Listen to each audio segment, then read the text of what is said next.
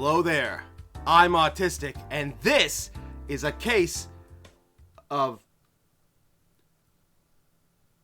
autism. Yes! Fuck yeah! Woo!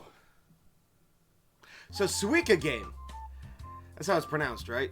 I'm just gonna go under the assumption that that's how it's pronounced. I could look it up. So, Suika game.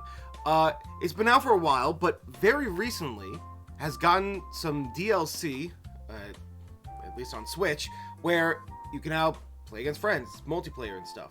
And that's all cool and dandy. But how about that Dekopon, huh? Now, I can only imagine you're probably looking at me, thinking to yourself, Ryan, what the actual fuck are you talking about? And to that I would say, yeah. No, yeah, it's exactly what you fucking think. So, the Dekopon, it is a fruit. It can be made by combining 2 grapes, and combining 2 Dekopons can make an orange. That's it. That's all the lore I got. That's all the backstory you need. Like, it's literally just... It's just a fruit in a game. But here's the thing with Suika game. All these fucking fruit have faces, meaning that each one of them has a personality, which means that personality is something we could derive from to analyze.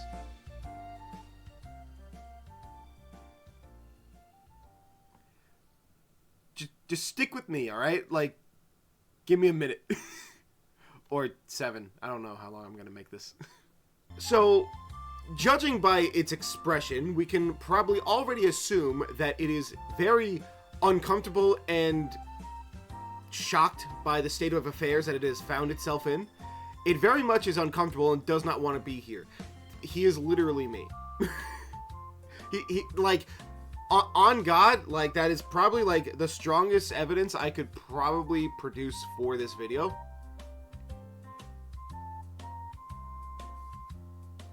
But I do have more. So if you look over here, as you can see here, the Dekopon itself was actually just a fruit that was kind of, like, a generalized, like... name given to something, kind of like how we call like bandages band-aids, just because we just associated so much, or like Velcro, if you're familiar with that at all. But also it's very distinctly known for having like that thing at the top of its body. And like I remember I went to like a BJ's once, and they were selling some, but they referred to them as sumo oranges. So like you know, the most Americanized way to, like, call something. I don't know. It's so cringe. I don't care. It actually isn't just, like, an exclusive fruit to Japan either. Like, it's actually, like, found its way into, like, other territories. So, like, here you can see it's pretty popular in South Korea. That place, I guess. I'm not too familiar with this. I'm not going to attempt to pronounce it, but take my word for it, it's there, presumably. Yeah, no, that's it. That's all I got.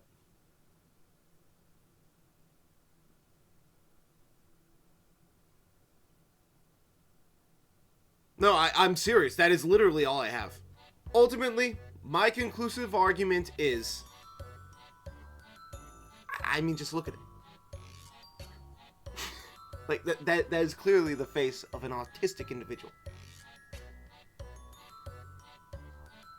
Especially given the context of where he finds himself.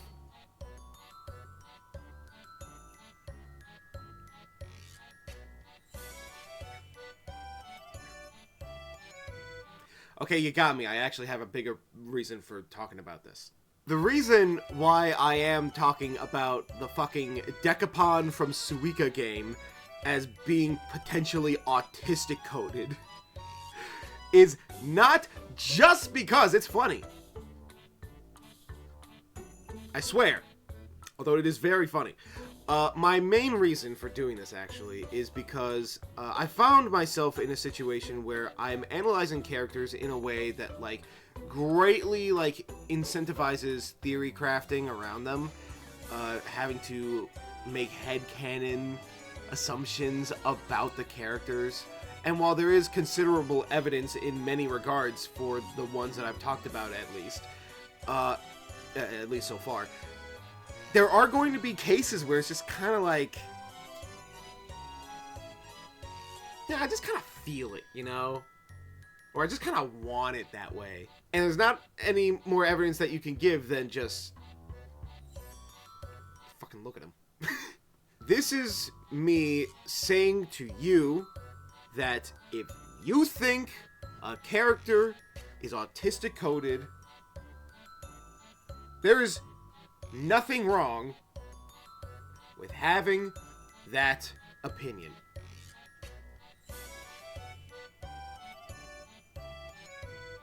Especially if it's every single anime character in existence.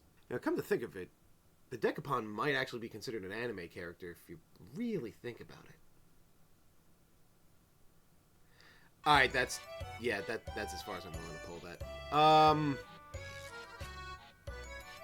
Yeah, as long as there's no offensive pretense to that sort of assumption or way of thinking, then, like, it's probably not that big of a deal. Like, ultimately, these are fictional characters and no one's going to give that much of a shit about what you think of them. Like, god damn it, fucking...